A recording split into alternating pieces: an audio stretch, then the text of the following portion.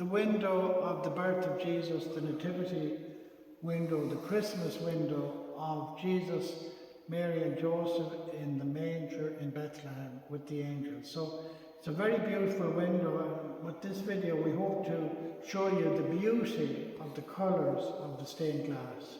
So we're going to start at the very top of the window and move down as we go along. So up at the top there's a bit of decoration, as there is often in windows, and then you see the star.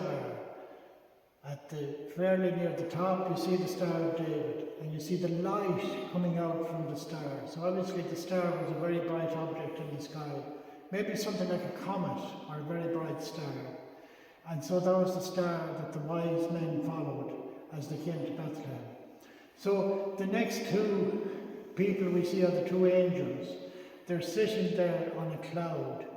And there's some very interesting things we can say about the angels, because angels are insubstantial. In other words, they don't have any weight. But if you notice, they're sitting on clouds there. And artists often do that for the simple reason that the clouds give a kind of an impression that the say or the angels have weight. And it's their way of making them visible to us, to give them bodies and so on. But in reality, angels don't have bodies at all. Although, of course, if an angel is to appear to people, they need to take on the form of a body. So the angels don't have any weight, so they don't need to sit on a cloud. But for human beings like us looking at a window, it's far better to put them sitting on a cloud, because it's very disturbing to see angels there with nothing to sit on or to stand on. So that's why clouds are put in art. The other things that artists always put in for angels are wings. Now obviously angels don't have wings either, but wings are put onto them so that it's very clear in a painting or in stained glass that the angels are angels, because these angels have red wings. So these were the angels that came and they said, "Glory to God in the highest and peace to his people on earth." So those are the angels, beautifully done, beautiful expressions on their faces. And when we come to Mary and Joseph and Jesus, I'll be talking about the faces on them as well.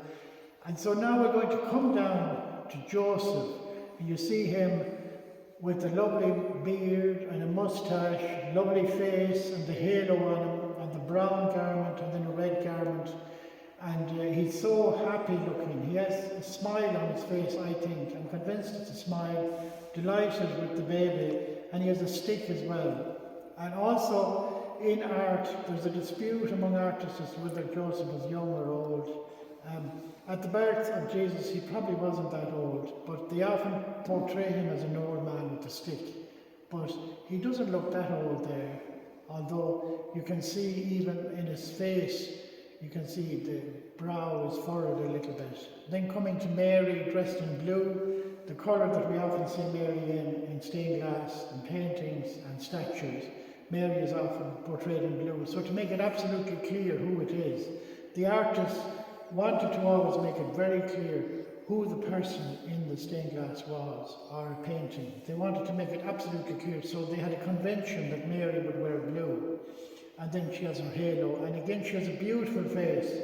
I would say of all the people, of all the representations of faces in this window, Mary's face is serene, and she's very happy with her baby, as any mother would be, of course.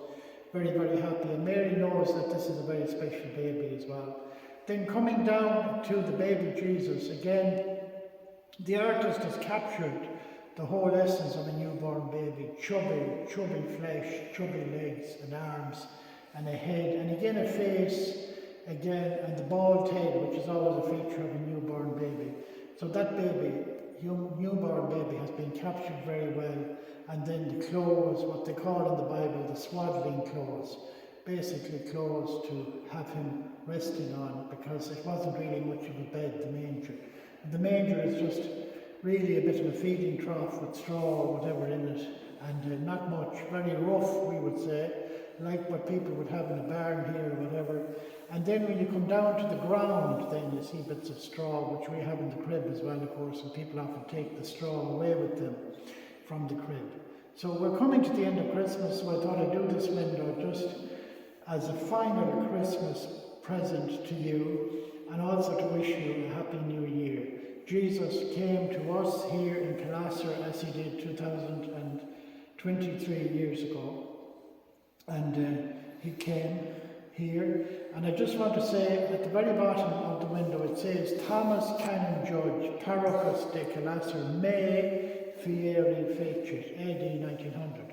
That's Latin, and what it says is Thomas Canon Judge, parish priest of Killasser, got me to make this window in the year 1900. So this window is here 123 years. 1, 2, 3. So very special, that it's here that length and it's so beautiful. So can I take this opportunity to wish everybody who listens to this and watches and looks at these beautiful colours in the window, can I take the opportunity to wish every single one of you a very, very happy 1, 2, 3, or a very happy 2023 year. God bless.